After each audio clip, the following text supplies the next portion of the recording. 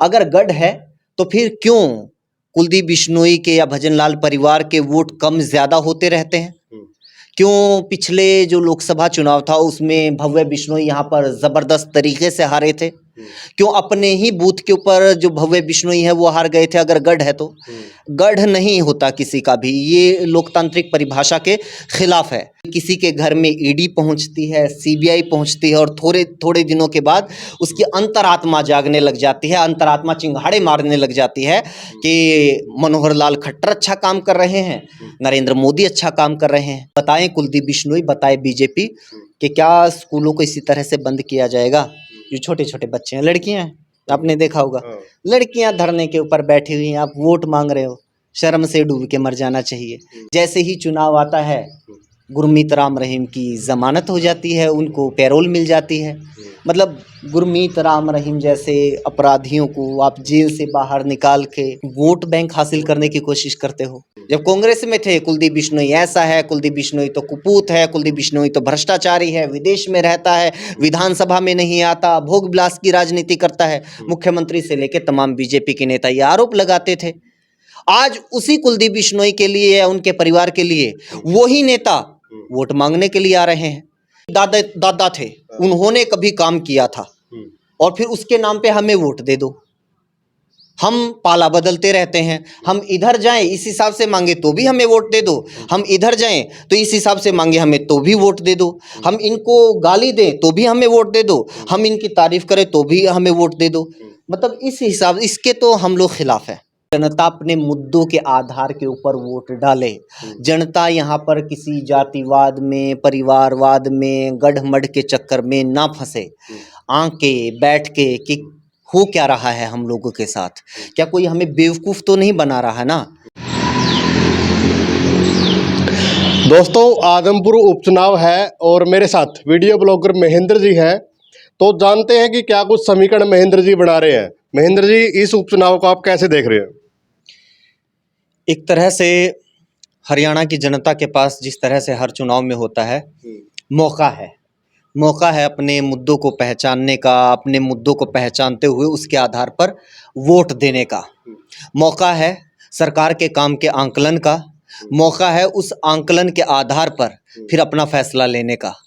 मौका है किसानों के पास कि जिस तरह से अब तक की सरकार की नीतियां रही हैं, किसानों को किस तरह से, किसान आंदोलन को किस तरह से इस सरकार ने कुचलने का काम किया है। और आदमपुर में तो आपको पता ही होगा, आपने रिपोर्ट भी किया है कि लंबे टाइम से किसानों का धरना प्रदर्शन जारी है उस आंदोलन से अलग मुआवजे की मांग को लेकर। किस तरह से सरकार ने और बीजेपी के जो उम्मीदवार हैं कुलदीप बिश्नोई, उनके बेटे ने किसानों को गुमराह करने की कोशिश की, तो उनको सबक सिखाने का मौका है। यहाँ पर जो गरीब है, दलित है, पिछड़ा वर्ग है, या बहुत सारे ऐसे परिवार हैं जिनके बच्चे सरकारी स्कूलों में पढ़ रहे हैं, क्योंकि सरकारी स्कूलों को, बहुत सारे स्कूलों को बंद कर दिया गया, बहुत सारे स्कूलों से टीचर्स ख़त्म कर दिए गए। वो जो बच्चे धरना प्रदर्शन कर रहे हैं उनके माँ बाप के पास मौका है, सरकार को बताया जाए कि हम आपके इस फैसले से खुश नहीं हैं। सरकारी स्कूलों को, सरकारी शिक्षा को जिस तरह से आप बर्बाद करने की कोशिश कर रहे हैं, हम इस फैसले से खुश नहीं हैं। तमाम और जो लोग हैं, जो भी लगातार आप लोग, जो तमाम पत्रकार हैं जो रिपोर्टिंग कर रहे हैं, दिखा रहे हैं कि किस तरह से बदहाली है, सड़कें तक चलने लायक नहीं है आदमपुर की, अस्पताल का क्या हाल है, बाकी जो सुविधाएं हैं, मंडी है, उसका क्या हाल है। तो ये बताने का वक्त है कि सरकार जो कर रही है उससे हम संतुष्ट नहीं हैं। जी, तो जो ये आदमपुर एरिया है, तो ये सारा का सारा ये कहते हैं कि भजनलाल जी का गढ़ है। जो काम वहाँ से करवाते शुरू से ही वही चल रहा है। अगर हम विकास की बात करते हैं, बोलते हैं कि गड्ढे हैं, तो कहते हैं कि भजनलाल जी को वोट है। एक तो है ना, ये जो धारणा होती है ना, हम तो लोकतंत्र में बसते हैं, हम इसके खिलाफ हैं।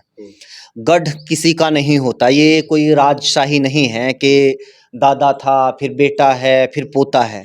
हम इस राजशाही में नहीं रहते हैं। कोई अगर आपके लिए अच्छा काम करता है तो वो उसका गढ़ है, और कोई भी गढ़ वहाँ पर रहने वाली जनता का होता है। ये आदमपुर की जनता का गढ़ है। इसको आप दोनों हिसाब से देख लीजिए, जो मैं लोकतांत्रिक परिभाषा देने की कोशिश कर रहा हूँ उस हिसाब से देख लीजिए, या फिर अगर राजनीतिक तौर पर विश्लेषण किया जाए उस लिहाज से देख लीजिए। अगर गढ़ है तो फिर क्यों कुलदीप बिश्नोई के या भजनलाल परिवार के वोट कम ज्यादा होते रहते हैं? क्यों पिछले जो लोकसभा चुनाव था उसमें भव्य बिश्नोई यहाँ पर जबरदस्त तरीके से हारे थे, क्यों अपने ही बूथ के ऊपर जो भव्य बिश्नोई है वो हार गए थे। अगर गढ़ है तो गढ़ नहीं होता किसी का भी, ये लोकतांत्रिक परिभाषा के खिलाफ है। अगर आप लोगों के पास बताने के लिए कोई काम है, कोई उपलब्धि है, तो आप उसके नाम पर वोट मांग लीजिए। लेकिन ये गढ़ मढ़ का जो चक्कर है, ये आपको लोकतंत्र में त्याग कर जनता के पास आना पड़ेगा। अगर कोई जनता में ये मानकर चलता है कि फलाने का गढ़ है, वो भी लोकतंत्र की परिभाषा को नहीं समझता। और जो राजनीतिज्ञ इस नारे के साथ चुनाव मैदान में उतरे हैं, उनको भी लोकतंत्र की परिभाषा का मतलब नहीं पता है। जी, तो कुलदीप बिश्नोई पीछे कांग्रेस में थे, लगातार बीजेपी सरकार पे हमलावर होते रहते थे, और भव्य बिश्नोई ने तो खुद एक वीडियो भी अभी भी वायरल हुई है, तो मुख्यमंत्री जी के बारे में बहुत कुछ कहा है। लेकिन अब वही मुख्यमंत्री जी हैं जो उसकी सराहना हो रही है, और भजन लाल से अब तुलना कर रहे हैं भव्य बिश्नोई। यही तो ना, मतलब जनता का क्या मजाक बना के रखा है, और अब ये जनता को सोचना है। आप ही लोग हैं, आप ही लोगों के सामने कोई कुलदीप बिश्नोई आता है कांग्रेस की जय जयकार करते हुए, क्योंकि पहले कांग्रेस पार्टी में थे, फिर वो कांग्रेस से नाराज हो जाते हैं क्योंकि उनके पिता को मुख्यमंत्री नहीं बनाया जाता, फिर वो उसके खिलाफ होके हज का पार्टी बनाते हैं, उसी कांग्रेस को गाली देकर आपसे वोट लेते हैं, फिर वो बीजेपी के साथ गठबंधन कर लेते हैं, बीजेपी की जय जयकार करते हुए, नरेंद्र मोदी की जय जयकार करते हुए फिर आपके बीच आते हैं। फिर थोड़े दिनों के बाद जब बीजेपी ये मना कर देती है कि हम आपको मुख्यमंत्री नहीं बनाएंगे, और मनोहर लाल खट्टर का तो ये कहना था कि हम ये कह रहे थे कि चौधरी भजन लाल को मुख्यमंत्री बना देंगे लेकिन कुलदीप बिश्नोई को नहीं बनाएंगे, लेकिन कुलदीप बिश्नोई ने कहा कि ना, मेरे पिता को नहीं, मुझे बनाओ। तो जब बीजेपी ने इस बात से इनकार कर दिया, तो फिर उसी जनता के पास, जिसके पास वो कुछ दिन पहले बीजेपी की जय जयकार करते हुए गए थे, फिर उसी बीजेपी को गाली देते हुए जाते हैं, लोग फिर भी वोट दे देते हैं। फिर बसपा के साथ गठबंधन, गोपाल कांडा के साथ गठबंधन, फिर वो विनोद शर्मा के साथ भी शायद उनका गठबंधन हुआ था। अलग अलग अलग पाले बदलते रहते हैं, फिर उसके बाद वापस उसी कांग्रेस में चले जाते हैं। फिर जिस कांग्रेस को इतने सालों से गालियां बकते हुए जा रहे थे, फिर उस कांग्रेस के नाम पर वोट मांगने के लिए आ जाते हैं। फिर अब थोड़े दिनों के बाद उसी कांग्रेस को गालियां देने लग जाते हैं, और जिस बीजेपी को पहले गालियां देते थे उसकी जय जयकार करने लग जाते हैं। ठीक उल्टा प्रोसीजर बीजेपी के साथ होता है। जब कांग्रेस में थे, कुलदीप बिश्नोई ऐसा है, कुलदीप बिश्नोई तो कुपूत है, कुलदीप बिश्नोई तो भ्रष्टाचारी है, विदेश में रहता है, विधानसभा में नहीं आता, भोग विलास की राजनीति करता है, मुख्यमंत्री से लेकर तमाम बीजेपी के नेता ये आरोप लगाते थे। आज उसी कुलदीप बिश्नोई के लिए या उनके परिवार के लिए वही नेता वोट मांगने के लिए आ रहे हैं। इसमें जनता को सोचना ना, ये तो ठीक अपना खेल कर रहे हैं भाई, कुलदीप बिश्नोई को जिस तरह की राजनीति रास आ रही है वो तो कर रहे हैं, बीजेपी को, मनोहर लाल खट्टर को जिस तरह की राजनीति रास आ रही है वो तो कर रहे हैं। भाई जनता सोचे ना, ये तो आदमपुर की जनता को सोचना, भाई आपकी खुद की कोई विचारधारा, आपके खुद के कोई विचार, आपकी कोई खुद की सोच, आपका खुद का कोई स्टैंड है, ये फैसला लेने का, ये बताने का मौका है ये उपचुनाव। जी, तो आम आदमी पार्टी भी यहाँ पे एंट्री कर रही है और लगातार प्रचार किया जा रहा है, शिक्षा चिकित्सा का मुद्दा मेन है उनका, तो उस पार्टी को आप कैसे देखते हैं? नहीं, सभी आए ना, यहाँ पे तो सभी आने चाहिए। देखो लोकतंत्र है, सबको अधिकार है, ठीक है, वो आ रहे हैं, आईएनएलडी लड़ रही है, ठीक है, राजकुमार सैनी के भी शायद कैंडिडेट हैं, और बहुत सारे लोग हैं, लड़े, अपने अपने मुद्दों को लेकर आए। लेकिन हम तो निजी, मैं बता रहा हूँ ना, हम तो कम से कम इस चीज़ के तो खिलाफ है ना कि जी दादा दादा थे, उन्होंने कभी काम किया था, और फिर उसके नाम पे हमें वोट दे दो। हम पाला बदलते रहते हैं, हम इधर जाएं इस हिसाब से मांगे तो भी हमें वोट दे दो, हम इधर जाएं तो इस हिसाब से मांगे हमें तो भी वोट दे दो, हम इनको गाली दें तो भी हमें वोट दे दो, हम इनकी तारीफ करें तो भी हमें वोट दे दो। मतलब इस हिसाब, इसके तो हम लोग खिलाफ है। 2009 का चुनाव आपने देखा होगा, तो उस समय भी कुलदीप बिश्नोई के सामने जयप्रकाश जी थे, और अब दोबारा फिर समय दोहरा रहा है, तो क्या लगता है? पहले भी 5 या 6 हज़ार से जयप्रकाश जी रह गए थे, तो अब क्या लगता है? नहीं, ये तो देखो, मैं फिर वही कह रहा हूँ ना, जयप्रकाश जी आए, ठीक है, कुलदीप बिश्नोई आए, भव्य बिश्नोई आए, जनता अपने मुद्दों के ऊपर रहे, जनता अपने मुद्दों के आधार के ऊपर वोट डाले। जनता यहाँ पर किसी जातिवाद में, परिवारवाद में, गढ़मढ़ के चक्कर में ना फंसे। आके बैठ के कि हो क्या रहा है हम लोगों के साथ, क्या कोई हमें बेवकूफ़ तो नहीं बना रहा ना, सिर्फ अपने आप की राजनीति बचाए रखने के लिए, अपने परिवार को बचाए रखने के लिए। क्या जनता को नहीं पता है कि कुलदीप बिश्नोई का ये जो हृदय परिवर्तन है ये कब हुआ है?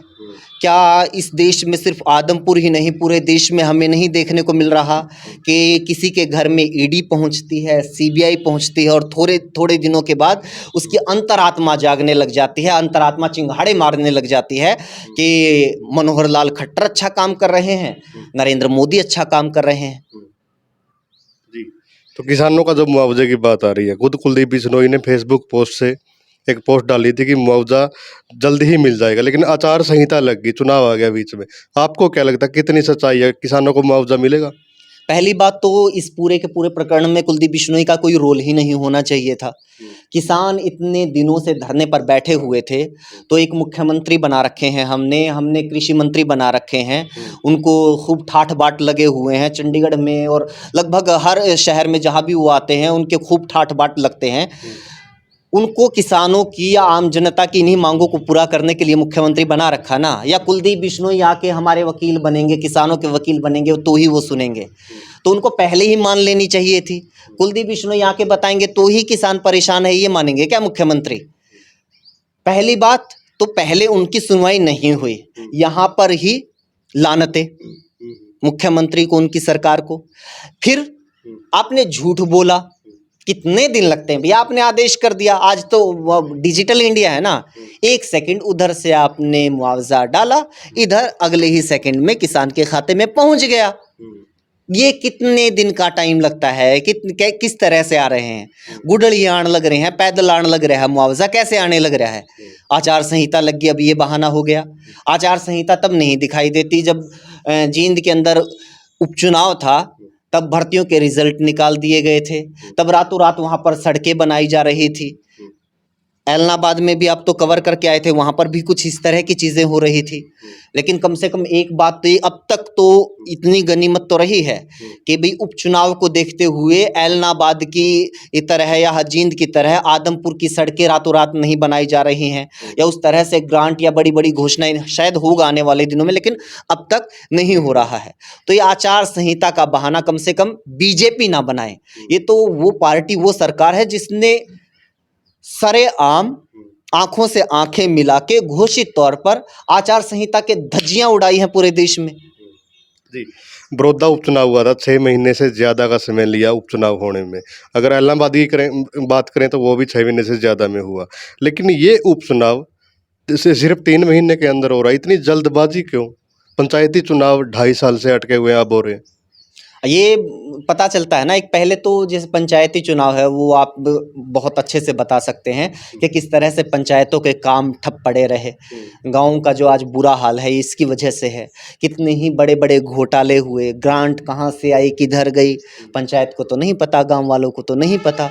ये अपने आप में एक बड़ा मुद्दा है। इन बिटवीन जो भावी उम्मीदवार होते हैं, जिस तरह से चुनावी कल्चर हमारे हरियाणा में, हमारे देश में है, जिस तरह से शराब परोसी जाती है या फिर धन बल का इस्तेमाल होता है, वो इतने लंबे टाइम से हो रहा था कि ये सरकार को नहीं पता था। तो ये जो भी हुआ है गांव में उसके लिए, और ये तो अच्छी बात है, अब की बार टाइम नहीं लिया, कम से कम आदमपुर के ऊपर उन्होंने ये मेहरबानी की कि ठीक है, जैसे ही मौका मिला चुनाव का ऐलान कर दिया गया। जी, लेकिन एक बात, पूरे हरियाणा को बिजी कर दिया। कहीं हाँ। पंचायत चुनाव चले हुए हैं, हाँ। अगर कोई युवा आता तो सीईटी एग्जाम दे दिए, तो पूरा हरियाणा इसमें बिजी चल रहा है और आदमपुर पे सारा का सारा सरकार फोकस कर रही है। तो क्या सरकार डर गई थी? ये दोनों ही चीज़ें हैं, ये दो, एक तो ये आप वाली बात है, पहले इस लिहाज से भी लोग एनालिसिस कर रहे थे, लेकिन इस हिसाब से भी अब लोग देख रहे हैं कि आदमपुर में कि भाई बीजेपी ही क्या कुलदीप बिश्नोई को हराना चाहती है, सरकार ही हराना चाहती है। क्योंकि मैंने आपको जींद का एग्जाम्पल दिया, बड़ौदा आपने देखा, ऐलनाबाद आपने देखा कि उपचुनाव का ऐलान होते ही सरकारी मशीनरी अचानक से बहुत ही ज़्यादा सक्रिय नज़र आती थी। बहुत सारे विकास कार्य, रातों रात सड़कें बननी शुरू हो जाती थी, लेकिन आदमपुर में ऐसा कुछ नहीं हो रहा है। आदमपुर में आज भी सड़कें चलने लायक नहीं है। मुआवजा का भी इंतजार नहीं किया। मुआवजा भी नहीं दिया गया। मुआवजे का भी जो इंतजार कर रहे थे कि कुछ ना कुछ पॉजिटिविटी बनाई जाती थी पहले उपचुनाव वाले क्षेत्र में, ताकि लोगों को ये दिखाया जा सके काम शुरू हो गया है। तो कम से कम आदमपुर में ये होता हुआ नजर नहीं आ रहा है। तो अब जो दूसरा पहलू निकल कर सामने आ रहा है कि यहाँ पर खुद बीजेपी नहीं चाह रही है कि कुलदीप बिश्नोई जीतें।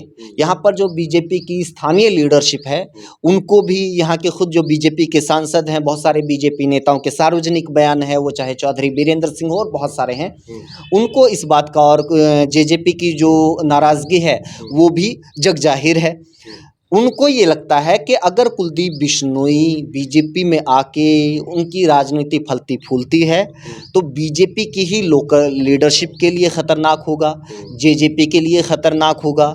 और यही वजह है कि आपने ये देखा होगा कि जैसे ही कुलदीप बिश्नोई की बीजेपी में एंट्री होती है तो इतने सालों से जो बीजेपी में सक्रिय लोग थे, कोई टिकटार्थी था, कोई टिकट की उम्मीद लगाए बैठा था, ठीक है, या कोई भविष्य को लेकर के भविष्य में राजनीति उनकी चमकेगी बीजेपी के भीतर, ये सारे लोग पलायन कर गए। ये सारे के सारे लोग कांग्रेस में शामिल हो गए। उनको रोकने के लिए भी बीजेपी की तरफ से कोई कोशिश नहीं की गई। तो ये जल्दबाजी हुई है। इसके पीछे ये जो वजह मैं बता रहा हूँ आज की तारीख में कम से कम ये सटीक बैठती हुई नजर आती है। चुनाव अगर हो तो जो स्कूलों के मुद्दे हैं उनके ऊपर हो। बताएं कुलदीप बिश्नोई, बताए बीजेपी कि क्या स्कूलों को इसी तरह से बंद किया जाएगा। जो छोटे छोटे बच्चे हैं, लड़कियां हैं, आपने देखा होगा, लड़कियां धरने के ऊपर बैठी हुई हैं, आप वोट मांग रहे हो, शर्म से डूब के मर जाना चाहिए। किसान धरने पे बैठे हुए हैं, उनकी सुनवाई तक नहीं कर रहे हो, वोट मांग रहे हो। वोट दे के क्या हासिल कर लोगे? जैसे ही चुनाव आता है गुरमीत राम रहीम की जमानत हो जाती है, उनको पैरोल मिल जाती है। मतलब गुरमीत राम रहीम जैसे अपराधियों को आप जेल से बाहर निकाल के वोट बैंक हासिल करने की कोशिश करते हो। बीजेपी तो मैं कह रहा हूँ ये करेगी, चलो उसकी राजनीति को सूट करता है, लेकिन क्या आदमपुर की जनता को नहीं सोचना चाहिए कि क्या आप ऐसी पार्टी को वोट देंगे, क्या आप ऐसे उम्मीदवार को वोट देंगे कि जो एक बलात्कारी को मतलब पैरोल दे देती है हर उस चुनाव के मौके के ऊपर। यही हम गुजरात में देख रहे हैं, बिल्किस बानो के जो अपराधी हैं उनको सज़ा पूरी होने से पहले छोड़ दिया गया। किसने किया? बीजेपी की सरकार ने किया। अब महिलाएं सोचे ना कि अगर आप उसी पार्टी को सपोर्ट करोगे, उसी पार्टी के नेता को वोट दोगे, तो फिर आप कैसे ये उम्मीद लगा सकते हो, कैसे आप ये मांग कर सकते हो कि हमारे लिए बेहतर समाज होना चाहिए, हमारी सुरक्षा होनी चाहिए, अपराध जैसी वारदातों पर अंकुश लगना चाहिए, कानून व्यवस्था बेहतर होनी चाहिए। ये आदमपुर की जनता सोचे, आदमपुर की महिलाएं सोचे, आदमपुर की बेटियां सोचे, चुनाव मुद्दों पर हो। जी, धन्यवाद सर बातचीत करने के लिए। तो वीडियो को ज़्यादा से ज़्यादा शेयर करें, कमेंट करें। धन्यवाद।